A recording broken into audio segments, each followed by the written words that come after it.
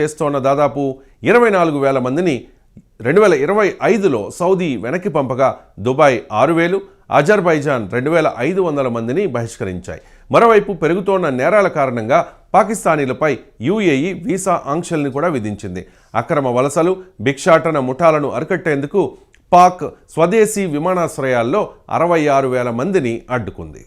కొన్నేళ్లుగా తమ దేశంలో ఉంటూ దొంగతనాలు, ఇతర నేరాలకు పాల్పడుతోన్న 56,000 మంది పాకిస్తాన్ బిచ్చగాళ్లను తమ దేశం నుంచి బహిష్కరించినట్లు పాక్ చట్టసభకు అక్కడి జాతీయ దర్యాప్తు సంస్థ ఇటీవలే నివేదిక అందించింది.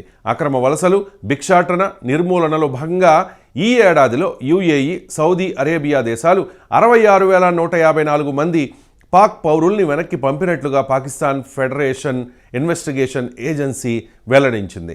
ఈ మేరకు తమ దేశ జాతీయ అసెంబ్లీ స్టాండింగ్ కమిటీకి నివేదిక అందించింది. వర్క్, పర్యాటక, ఉమ్రా వీసాలపై వెళ్లిన వారే 51,000 మంది బహిష్కరణకు గురైన వారిలో ఉండడం ఆశ్చర్యాన్ని కలిగిస్తోంది. పాకిస్తానీ ప్రజలు వ్యవస్థీకృతంగా యాచనకు పాల్పడుతూ ఉన్నట్లుగా ఆందోళనలు వ్యక్తమవుతూ ఉన్నాయి. దీని ద్వారా హింస కూడా పెరుగుతున్నట్లుగా తెలుస్తోంది. పాకిస్తానీ యాచకుల వల్ల అంతర్జాతీయంగా దేశ ప్రతిష్టకు భంగం కలుగుతున్నట్లు ఆరోపణలు వస్తూ ఉన్నాయి. బిచ్చగాళ్లుగా మారిన సుమారు 24,000 మంది పాకిస్తానీలను ఈ ఏడాది సౌదీ అరేబియా డిపోర్ట్ చేసింది. ఇక యుఏఈ దేశం మాత్రం పాకిస్తానీలపై